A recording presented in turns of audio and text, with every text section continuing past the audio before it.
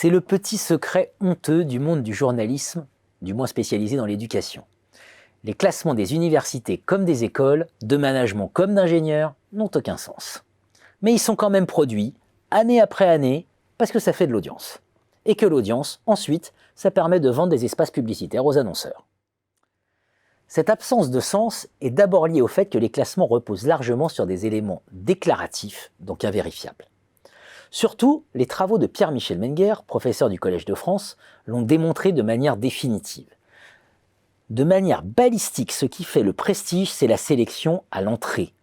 Nul besoin d'aller chercher des moyennes de salaire de sortie et autres fariboles comme l'épanouissement étudiant ou l'engagement dans la transition écologique.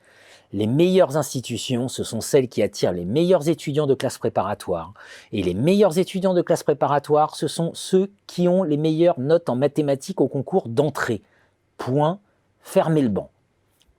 Dans l'ordre, ça donne du côté des écoles de management, HEC à la première place, ESSEC Business School à la deuxième et le SCP Business School à la troisième. Si l'EM Lyon a perdu sa 4e place au profit de l'EDEC, ce n'est qu'en raison des errements stratégiques qui ont conduit à vouloir augmenter les effectifs en ouvrant davantage l'accès aux admissions parallèles de son programme Grande École pour augmenter ses effectifs et donc ses recettes, signe d'une baisse de sélection, sanctionnée dès lors par une perte de prestige. La vapeur sera ici difficile à inverser. Quand on les interpelle sur ce non-sens des classements, les journalistes répondent que si ces classements perdurent, c'est parce qu'ils font de l'audience et donc répondent à une attente des parents. Notamment pour les institutions de milieu de tableau ou les écoles post-bac. Ceci, en effet, on ne peut le nier. Alors une proposition. Puisque le guide Michelin sait classer les restaurants selon leur qualité et leur originalité en leur attribuant des étoiles, pourquoi ne pas faire de même avec les écoles ou les IAE en leur attribuant de même des étoiles ? On aurait ainsi les institutions triple étoilées, double étoilées, étoilées, non étoilées. À défaut de se bagarrer de classement mimétique en classement mimétique pour savoir si telle école a gagné une place ou si telle autre en a perdu une, cela aurait le mérite d'apporter une assurance qualité aux étudiants au regard du coût de leur formation. La référence devenue courante à la triple couronne d'accréditation, EQUIS, ACSB, en bas, montre que nous ne sommes pas si loin de cette logique. Le HIC, aucune de ces institutions n'est française. Au mieux, elle est européenne avec l'EFMD qui délivre EQUIS. Or, comme en cuisine, il y a bel et bien un art d'enseigner et de chercher avec sa culture nationale, comme il y a un art de la cuisine. Et la France n'est pas la moins réputée au monde en ce domaine. Il est donc temps de passer à l'étape suivante. 1. Pour délivrer les étoiles, il est nécessaire de surveiller que les travaux de recherche menés par les chefs cuisiniers se retrouvent bien dans les plats dégustés par les étudiants et leur employabilité.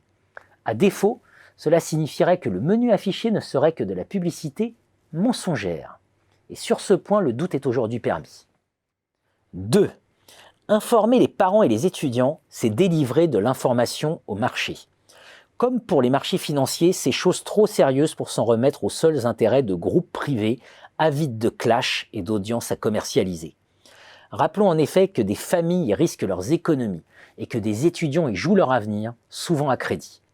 L'information doit donc être fiable et crédible.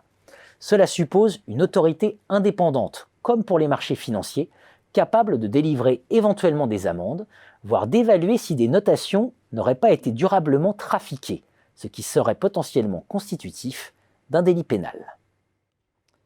3. Une telle institution équivalente de l'AMF existe en France pour l'enseignement supérieur et la recherche. C'est le Haut Conseil de l'évaluation de la recherche et de l'enseignement supérieur, le HCRES. Le HCRES évalue très régulièrement les établissements, écoles comme universités. Pourquoi ne se donnerait-il pas pour mission de surveiller aussi les journaux qui produisent les classements ? À cette proposition, on ajoute immédiatement une dernière suggestion. Pour garantir l'indépendance de l'évaluation de la recherche, une règle s'est partout imposée, recourir à des experts scientifiques étrangers. Pourtant, les universités, les IAE, les écoles de management ou d'ingénieurs ont comme débouché premier les entreprises. Pourquoi alors ne pas mobiliser aussi des professionnels, mieux susceptibles sans doute que des chercheurs d'évaluer l'impact des travaux qui donnent aussi leur légitimité aux institutions ? On se résume.